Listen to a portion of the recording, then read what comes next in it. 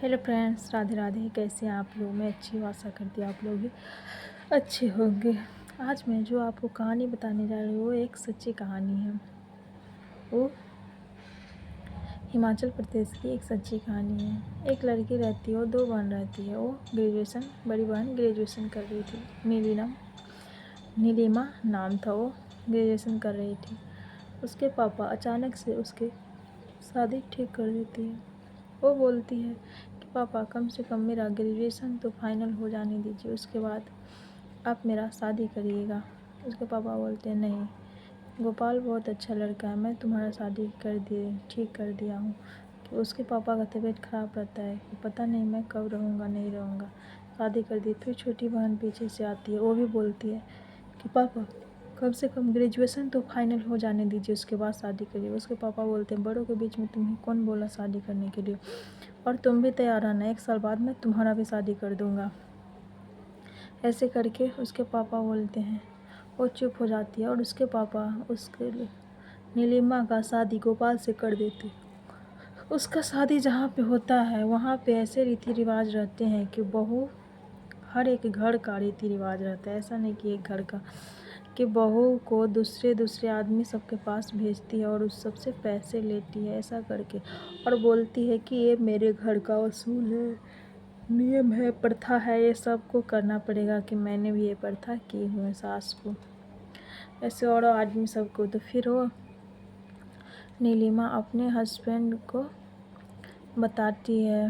वो अपने हस्बैंड को बताती है नीलिमा गोपाल को कि मैं इस प्रथा को आगे नहीं चलाऊंगी, कि ये सब चीज़ अच्छे नहीं है, कि ये करना सही नहीं है।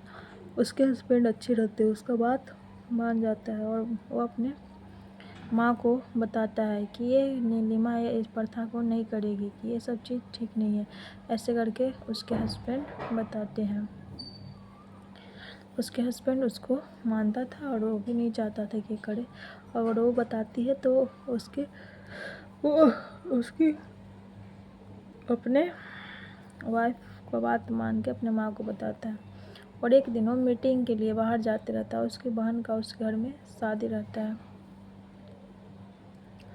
वो उसकी बहन भी नहीं चाहती थी, ये सब प्रथा उसके साथ भी हुआ रहता है। वो भी उसके माँ उस सब से भी करवाई रहती है। तो बोलती है अपनी भाभी को कि भाभी, मुझे ठीक नहीं लग रहा है, कि मुझे ये सब शादी नहीं करना है, कि फिर वहाँ पे जाएंगे पर पता नहीं कि वो भी कहीं ऐसे ही करेगा। तो बोलती है कि देखो, तुम शादी करो, कि ऐसा कुछ होगा तो हम है ना, कि मैं तुम्हारा सपोर्ट करूँगी, कि तुम्हारे साथ मैं ऐसा नहीं होने दूँगी।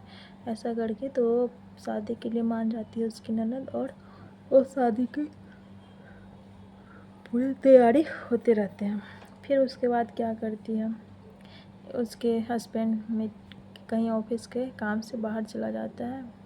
वो मुंबई जाता है और ये अपना गांव, अपना घर पे रहती है।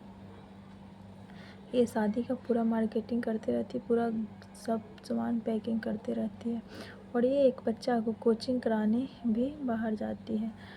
उस दोनों हस्बैंड वाइफ में डिवोर्स हो जाता है। तो देखती है कि उस आदमी का अच्छा रहन सहन नहीं था।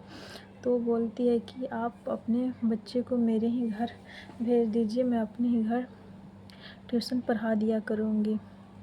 तो बोलता है ठीक है। उसके हस्बैंड नहीं रहते। उसके बाद उसकी सास जो होती है वो पुलिस, एक रहता है लड़का, उससे मिलकर इसको मरवाने का पूरा प्लानिंग करती है। और जब चला जाता है तो पैकिंग करते रहती है, उस समय इसको पकड़ के मार के जला दिया जाता है, जला कर फेंक देता है। और सब कहता है कि कहाँ चली गई, कहाँ चली गई। सुसाइड का ऐसे करके बोलता है कि ये आत्महत्या कर ली, ऐसे करके सब चीज़ प्लान करके किया रहता है। तो फिर बहुत पुलिस पूरे करते करते करीबन 8 महीने पार हो जाते हैं। पता ही नहीं चलता है कि आखिर इस सबको किसने मारा। ऐसे करके 3 आदमी को जला के मार दिया गया था। तो पुलिस का पता ही नहीं लगता है। फिर पुलिस उसके हस्बैंड बोलते हैं कि आप प्लीज़ आप लोग पता करिए। और उसके माँ बाप भी बोलते हैं। उसके माँ नहीं रहती लड़की का, नीलिमा का पापा रहते हैं और उसकी बहन रहती है। वो सब इस पे दहेज का केस करती है कि हम लोगों ने दहेज में कोई कमी नहीं की, जेवर पैसा हर एक चीज़ दिए थे, फिर भी मेरे घर की बेटी को मार दिया गया। वो लोग इस पे केस करते हैं, पता ही नहीं चलता है। बाद में एक लड़का रहता है जो उसका उसमें हाथ रहता है। पुलिस ऐसे करके कि हम लोगों को बयान का पता चल गया है कि ऐसे ऐसे मरा है, पूरा झूठ फूस अखबार में छपवाते हैं कि जिससे खूनी पकड़ा जाए। उससे फिर वो तो पुलिस क्या करता है, जिस लड़के को पैसा दिया रहता है उसको पकड़ता है और बोलता है कि मैंने तुम्हें पैसा भी दिया और तुमने पुलिस के सामने अपना मुंह खोल दिया। वो बोलता है कि मैंने तो पुलिस को कुछ नहीं बताया, ऐसे ही बात हो रहा था, तब उसके सर पे गन रखे हुआ था, तभी पुलिस आ जाती है और बोलती है कि उसे सच में कुछ नहीं पता कि ये सब चीज़ हम लोगों ने छापा था। और पुलिस उसे पकड़ लेती है, तो उससे पूछताछ करती है, तो वो सारा बात बताता है कि हमने कुछ नहीं किया, कि उसकी सास और ससुर ने मिलकर उसको मरवाया, क्योंकि ऐसे करके वो बोलती है कि प्रथा चल रहा था, वो अपने बहू को सब आदमी के पास भेजती थी और पैसे लेती थी, इसलिए उसके बहू को ये प्रथा मंजूर नहीं था। और उसके हस्बैंड को बताई तो उसके हस्बैंड भी ये चीज़ से मना कर दिए, इसीलिए हमको पैसा दिया गया था कि इसको मारने से और पुलिस के हाथ से मरवाएंगे तो कुछ पता भी नहीं चलेगा, इसलिए मरवा दिए। और एक बगल की भी लड़की रहती है, उसकी भी वो खुद अपनी वाइफ को मरवाता है पैसे देकर। तो इसी तरह की प्रथा, तो बोलता है, पुलिस बोलता है कि आप लोग कितने घटिया इंसान हैं कि इस तरह की प्रथा को अभी मानते।